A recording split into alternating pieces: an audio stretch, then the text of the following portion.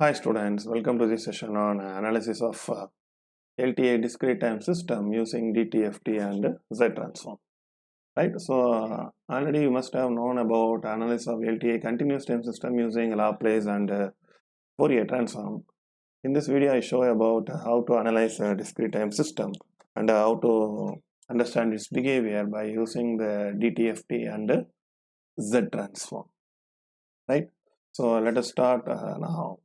So the first thing we have to know is, like any continuous time system is specified by differential equation, any nth order discrete time system is specified by difference equation. For continuous time system, it is a differential equation. For a discrete time system, it is a difference equation. The equation is given by y of n is equal to summation k goes to 0 to m bk x of n minus k goes to 1 to n ak y of n minus k. Right, here you see y of n is present output. K, when you substitute k0, it will become x of n, that is present input.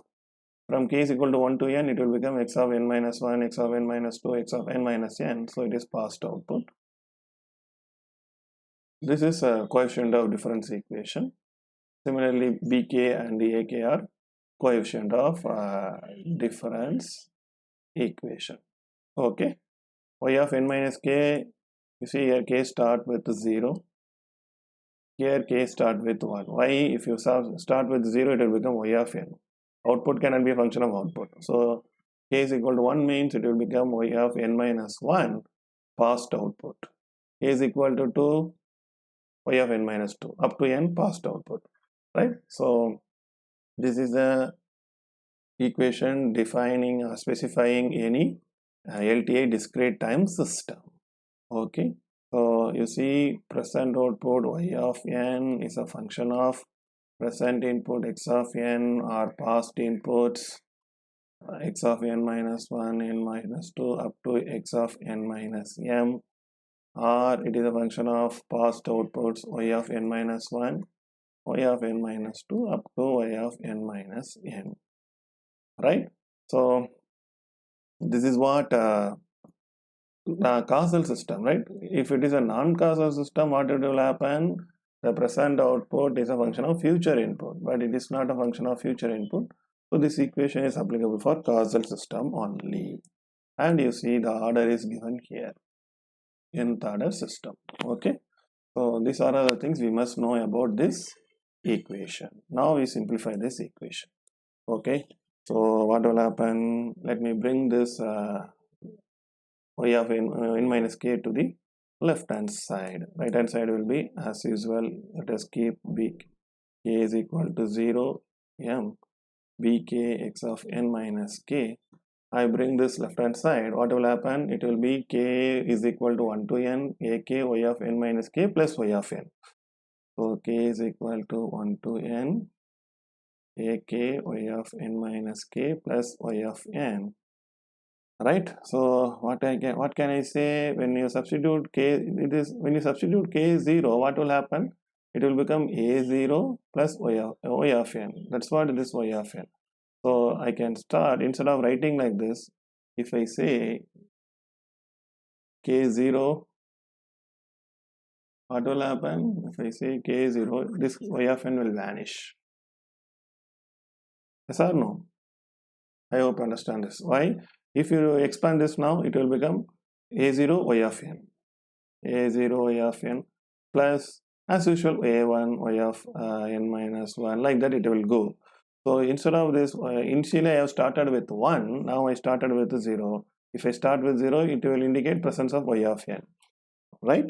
So I can start with, if I bring this equation this side, I can start with 1 and leave out the y of n. So the equation becomes k goes to 0 to n ak y of n minus k. Is it okay? So if you have any doubts, still I explain with some more answer. Let us assume n goes to 1 to 2. So for simplicity, 1 by 2 n plus 1 by plus 1. Okay, this is the summation we have. Fine. So what is the meaning? N goes to 1 by 2 means 1 by 2 power 1, 1 by 2 power 2 plus 1. Yes or no? Instead of this one, I can write that n goes to this 2, I can combine n goes to 0 to 2, 1 by 2 power n. Now you do the expansion, what will happen? It will be 1 by 2 power 0, 1, 1 by 2 power n, 1 by 2, 1 by 2 power 2, 1 by 4. The same thing, right? So when I bring this like that, it has happened there. Okay, right. So now we go and expand this equation. Okay, right. So now what do we have to do? We will expand. So substitute k0. So it will become a0 y of n plus a1 k, when k is equal to 1, summation plus a1 y of n minus 1 y of n minus 1 plus a2 y of n minus 2, and it will go up to an capital N, right? An y of n minus n. That is equal to, now I substitute the right hand side. K0 means b0 x of n. K1 means summation, so b, this is summation, so b1 x of n minus 1 up to, it will go k goes to m, up to m, so bm x of n minus m, right? So now we take z transform on both sides. Take z transform on both sides. What happens? It will become a0 y of n as a z transform of y of z, a1 y of n minus 1 as a z transform of z power minus 1 y of z, time shifting property of z transform, right? Like that it will go up to an z power minus n y of z. That is equal to what do you call, b naught x of n z transform is x of z, x of n minus 1 z transform is b1 z power minus 1 x of z up to bm z power minus m x of z. Okay, so now what I do, I take y of z common. What will happen? It will become a naught a1 z power minus 1, like that it will go an z power minus n. Similarly, here x of z common, what will happen? b naught b1 z power minus 1 up to bm z power minus m. Now I find what is y of z by x of z, that is equal to h of z. Okay, so that is equal to, what will happen? Y of z by x of z. So I bring this side, so b naught b1 z power minus 1 up to bm z power minus m. I write properly bm z power minus m, right? So divided by a naught a1 z power minus 1 up to an z power minus n. Okay, so y of z, that is the transform of output, I can write, this is what y is output, so the transform of output divided by the transform of input is known as transfer function or system function. This is a very, very important definition. So I can write h of z is equal to, here you see, I can make it as a simple summation. Here the factor varies from, coefficient varies from 0 to m. So I write k goes to 0 to m bk, right? Z also goes from 0 to m. Z power, here it is nothing but Z power 0. Z power 0 is 1. That's what it seems. So Z power minus k. So when you substitute k0, it will become b0 Z power 0 plus b1 Z power minus 1. The same thing will come. Okay. So similarly, in denominator, let us assume k goes to 0 to n here. So bk, ak, right? ak Z power minus k. This is the transfer function of any LTI discrete time system. So what is transfer function? Transfer function is the Z transform for discrete time system. It is the Z transform of output divided by Z transform of input. That's what we know as transfer function. So h of z is equal to y of z divided by x of z. Right? Okay. Next thing is frequency response. Right? So how the system responds to different frequency, that is known as frequency response. Because as a communication engineer, we are working with the frequency and we will give input to a system as a signal which has different frequency. So we must know how the system responds to different frequency. Right? Frequency response is obtained by substituting z is equal to e power j omega. Right? So frequency response h of e power j omega is nothing but what you call as Fourier transform of h of n. Why? When you take for h of n, you have to apply Dtft. Simply write Fourier transform. It implies okay. Anyway, write Dtft. Fourier transform of h of n. What is the Fourier transform of h of n? H of e power j omega. We know that from Dtft knowledge.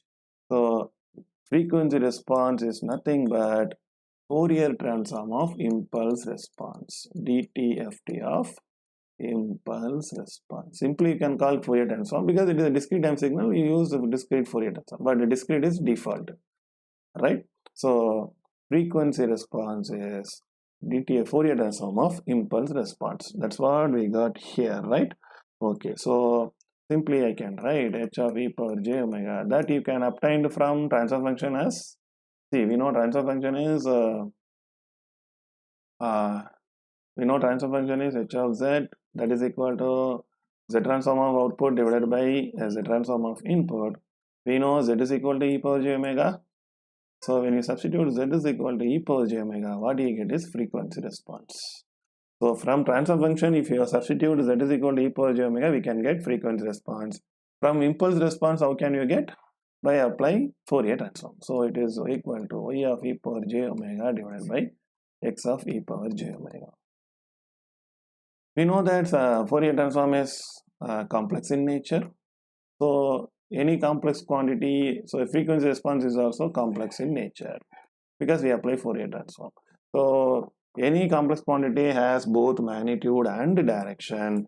So the magnitude of frequency, I can write h of e power j omega is a complex number. So I can write, it can be written in terms of magnitude and its phase, e power h of e power j omega. We know any complex number z can be written as r e power j theta. R is magnitude, theta is a phase, like that, right? So this is magnitude. I have to write here, right? So what is the thing? It is magnitude of, modulus is magnitude of frequency response. This is phase of frequency response. Okay. So how can we get magnitude of frequency response? H of e power j omega is equal to, it's a complex number, right? H of e power j omega is a complex number. For any complex number, magnitude is given by real part square.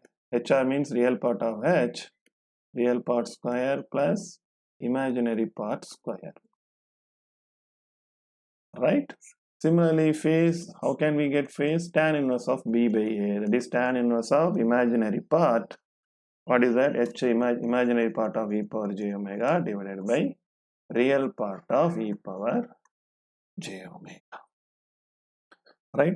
So you see magnitude response, as we have studied in DTFT, magnitude response is always even function of omega, whereas phase will be a odd function of omega. This we have known from the DTFT concepts, right? So why we need frequency response? In order to find how the system responds to different frequency.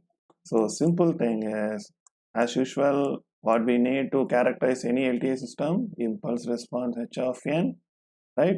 If you apply DTFT, what will happen? We can get h of e power j omega, frequency response. This is impulse response, this is frequency response.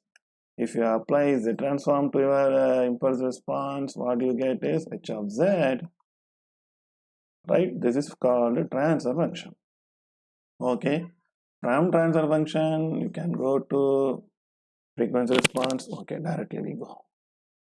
Okay, better we draw in a different way. From here you see, from z transform, what you get is h of z. You apply z transform, you will get h of z.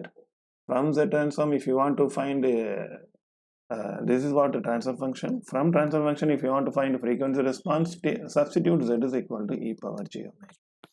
We can get that. Similarly, from frequency response to impulse response, take inverse discrete time Fourier transform. From transfer function to impulse response, take IZT. Okay, so for this too, from transfer function to frequency response, substitute z is equal to e power j omega. From frequency response to transfer function, substitute e power j omega is equal to z. Right? So it's a beautiful triangle. Right? I hope understand this. If you have any doubt, please ask me in comment section. Thank you.